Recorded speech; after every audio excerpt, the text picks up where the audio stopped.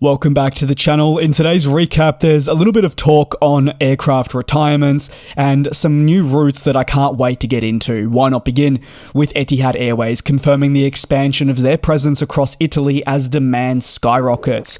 To meet the growing demand, the Abu Dhabi-based carrier confirms that it will double the number of premium seats it offers soon. Etihad confirming that to help with the strong demand, it'll increase frequency between Milan and Abu Dhabi, offering triple daily flights. The carrier also going as far as confirming that double daily flights will be provided between Rome and Abu Dhabi being its home city.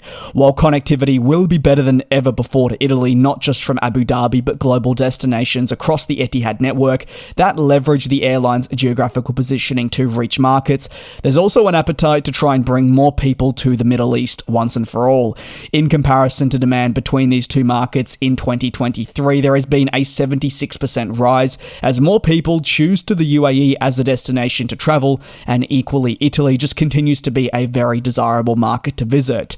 Etihad Airways says that consistent growth is being seen, and this reflects well on Abu Dhabi, which is working its way to becoming not just a global hub, but also a destination that people want to visit.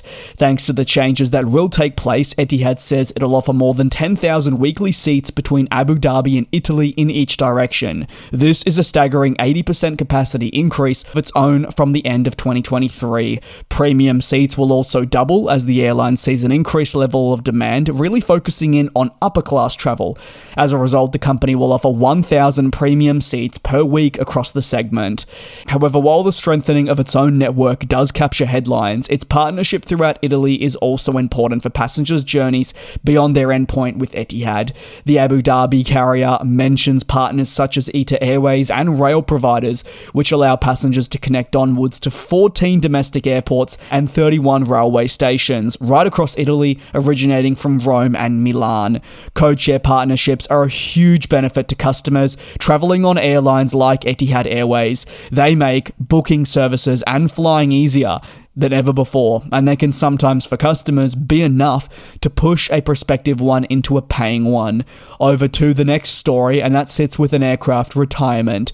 Singapore Airlines is continuing with restructuring efforts, and it's now planning to axe its 737-800 fleet by early 2026. The move, revealed in the airline's annual results, shows that remaining 737-800s in its fleet will be retired when their lease concludes. Fleet data indicates that the Singapore-based carrier only has 4 more of your 737-800s present, which are at an average age of 9.8 years, so by no means are they actually all that old compared to what most airlines will have in terms of your average age for the 737 fleet.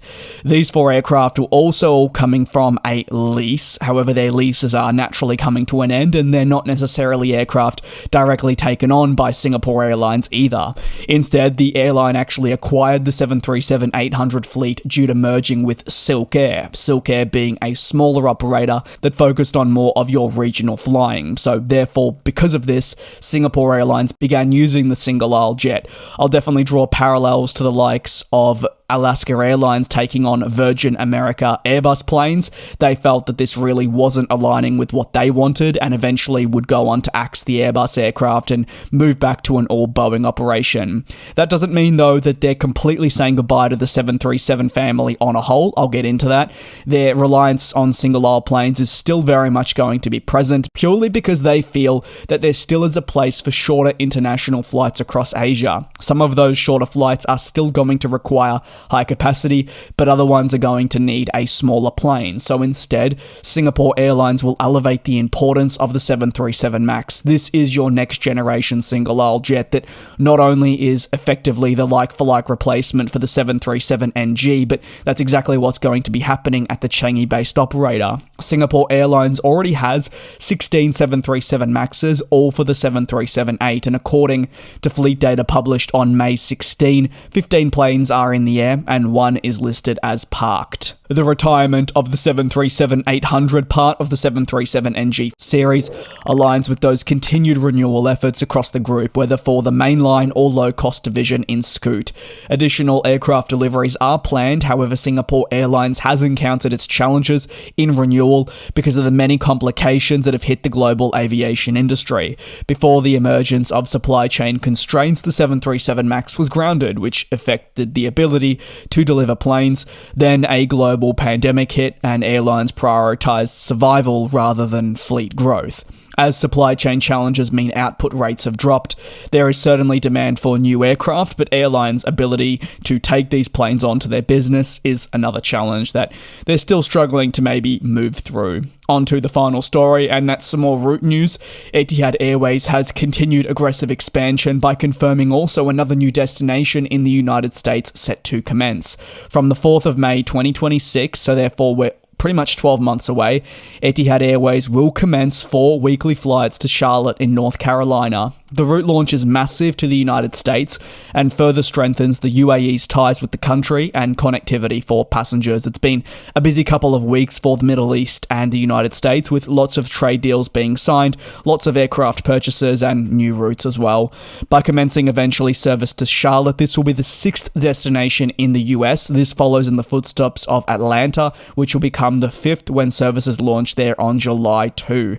The airline's network in the United States includes New York, Chicago, Washington, and Boston. However, it is worth mentioning that markets such as Los Angeles, which were present on the route map before the global pandemic and major restructuring, are at this stage yet to return. After restructuring, Etihad Airways now finds itself in a much better position where it is really looking to expand once more.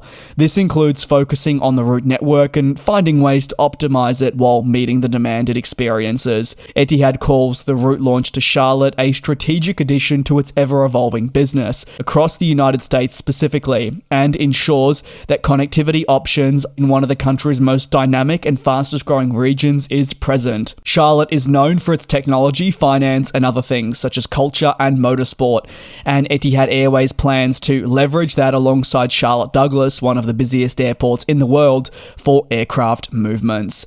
For guests traveling from Charlotte to Abu Dhabi aboard a US service, there'll now be greater access to markets like the Indian subcontinent, Asia, and even destinations closer to home that are simply in the Middle East. There will be considerable clearance benefits for those customers traveling to the United States, making travel more seamless, and then you have further connectivity options. Again, remembering that the airline's announcement of service towards Charlotte came really a matter of days after the story I took a look at the beginning of this video, which was in relation to Italy. Thank you very much for your support here on the channel. It's appreciated. Leave your thoughts down below. Take care, be safe, and I'll see you tomorrow for your next recap.